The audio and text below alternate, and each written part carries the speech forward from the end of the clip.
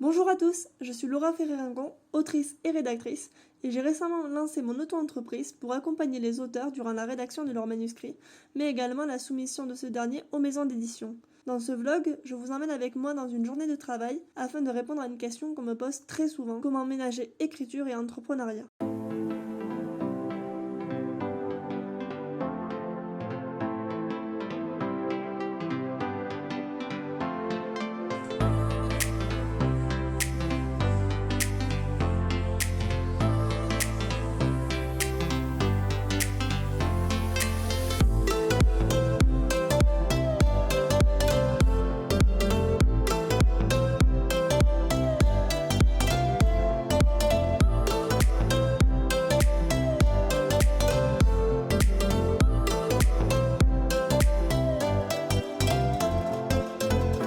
La première chose que je fais moi le lundi matin, c'est d'organiser mes objectifs de la semaine et mes objectifs de la journée. Et à partir de là, de faire un planning semainier de tout ce que je vais faire dans la semaine en agençant à la fois écriture, entrepreneuriat, activités diverses, sport, pour que je sois le plus organisée possible et que j'ai pas l'impression de me noyer. Chaque lundi, je prends une demi-heure pour organiser ma semaine.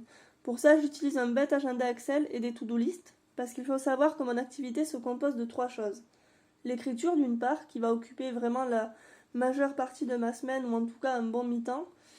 Les travaux de rédaction d'autre part, qui, quand j'en ai à faire, vont se substituer à l'écriture, puisque je ne peux pas faire les deux en même temps. Soit j'écris sur mes projets personnels, soit j'écris sur des projets de rédaction ou des projets de commande. Donc une fois que j'ai fait mon planning de la semaine, je vais faire mon planning des posts Instagram, puisque c'est vraiment sur ce réseau social que j'ai décidé de me focaliser dans un premier temps. Donc pour ça c'est pareil, j'ai un tableau sur Word ce coup-ci, avec différentes catégories selon ce que je décide de poster. Là encore, je le suis pas forcément aveuglément, mais ça va me permettre en fait de voir un petit peu de quoi je parle, de pas parler tout le temps de la même chose, et de pas me retrouver la veille pour le lendemain sans idée de post. Une fois que j'ai fini mon planning de post, je vais venir faire en avance tous mes posts Instagram. Donc pour ça, j'utilise le site en ligne Canva. Et donc c'est celui-ci. Et ce qu'il y a de très bien en fait avec ce site, c'est que vous avez, quand vous faites créer un design, hop, ici, vous avez différents types de publications. Si je clique sur publication Instagram, ça va m'ouvrir le modèle au bon format. Et ici, je vais avoir tout un tas de modèles personnalisables en fait. Donc au début, c'est assez long d'arriver à trouver le modèle qui nous correspond. Mais une fois qu'on a trouvé celui qui nous va, il suffit de le dupliquer et de le réutiliser à sa sauce. Une fois que j'ai mes éléments visuels, il me reste plus qu'à préparer le post et les hashtags d'Instagram. Donc ça en général je le fais juste après. Ça me permet le jour J d'avoir juste à dupliquer le texte et l'image et d'intégrer tout ça sur Instagram. Ça me prend beaucoup moins de temps que si je le faisais au fur et à mesure. Donc là il est 10h30, j'ai fini de faire le planning de la semaine et les posts de la semaine, de tout préparer tout ça, de préparer les descriptions. Donc là ce que je vais faire, en attendant mon rendez-vous de 11h, je vais commencer à faire le compte rendu d'une bêta lecture. Donc c'est une autrice qui m'avait confié son roman pour une bêta lecture globale. C'est plus rapide qu'une bêta lecture détaillée chapitre par chapitre, mais ça demande du coup de renvoyer un compte rendu précis ensuite à la personne. Donc voilà, en général un compte rendu ça me prend une demi-heure à 1 heure, vu que c'est quelque chose que je fais au fur et à mesure de ma relecture. Donc à la fin j'ai plus qu'à compiler mes remarques, à expliciter certains points et à vérifier que l'ensemble se tient et est suffisamment clair.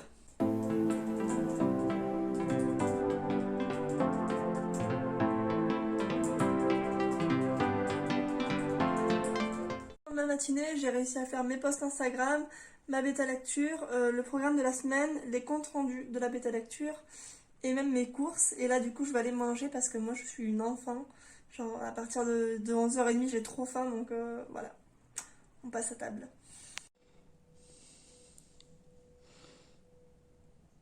Ce que je fais en général, c'est que je cuisine le soir et le midi, j'ai plus qu'à manger les restes, comme ça c'est plus rapide. Et je fais ça toujours en bonne compagnie. Voilà, un épisode pendant le repas, ça me permet de faire une pause et de décompresser un peu. Vu qu'après le repas, j'ai à peu près autant d'énergie que ce petit chien qui est en train de s'endormir, je m'accorde une petite pause lecture et café. Donc là, je suis en train de lire ce livre-là, que je commence à peine, mais j'aime beaucoup l'auteur, donc normalement ça devrait me plaire. Et voilà, je me prends le temps de vraiment me poser, plutôt que de me remettre au travail et d'être démotivée et fatiguée. Je préfère bosser 1 heure de moins et être plus efficace. J'ai oublié mon trépied, mais du coup c'était juste pour faire un tout petit point sur, enfin un ajout sur ce que je disais sur les plannings ce matin. Vous verrez en regardant le vlog que cet après-midi j'ai pas du tout suivi le planning qui était prévu, puisqu'en fait la session de brainstorming que je devais avoir avec mon collègue auteur a été décalée.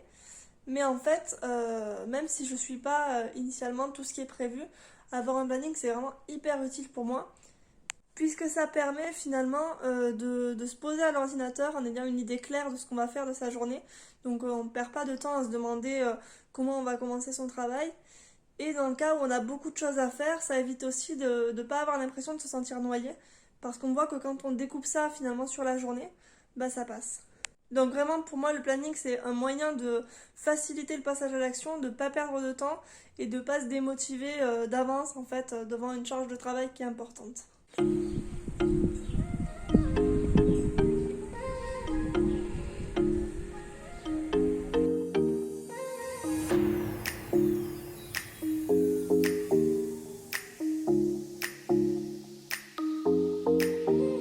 Donc je viens de finir mon rendez-vous avec mon alpha lecteur. On a pas mal papoté, bon, un peu digressé au début comme je disais, mais pas mal parlé de son projet comme du mien, et du coup il m'a donné pas mal d'idées pour me débloquer parce que j'étais bloquée, donc je suis en pleine réécriture, et j'étais bloquée sur une scène pour une histoire de cohérence, d'intrigue, et donc il m'a donné une nouvelle idée.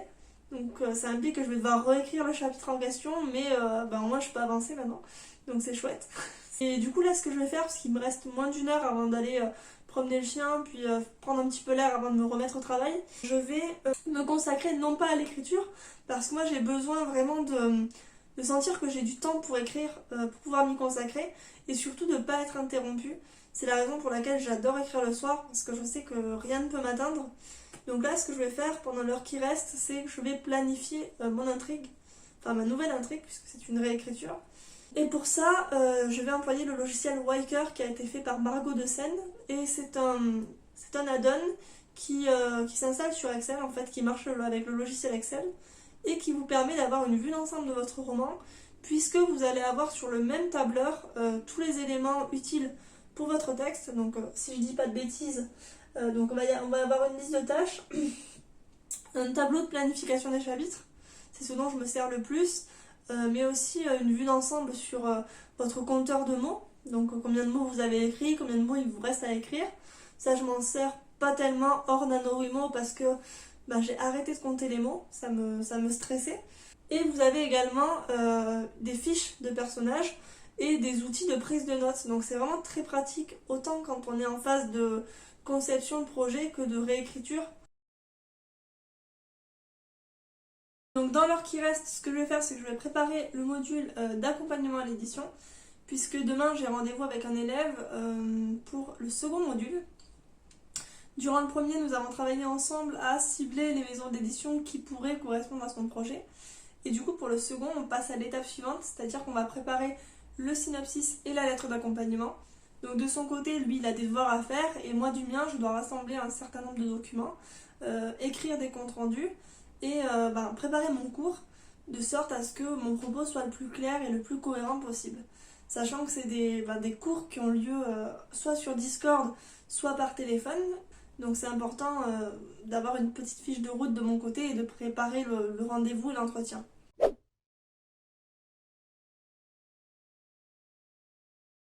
Donc quand je prépare le module, je commence à expliciter d'abord le déroulé du module. Et puis par la suite, j'entre dans le détail, je rédige le cours et je vais rédiger tous les éléments annexes que je vais devoir envoyer à la personne.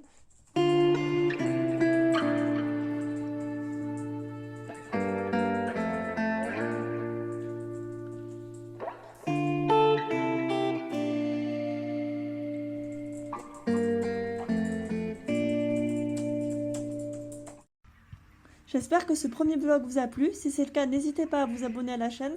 De mon côté, je vous laisse sur une petite note de verdure et je vous dis à la semaine prochaine.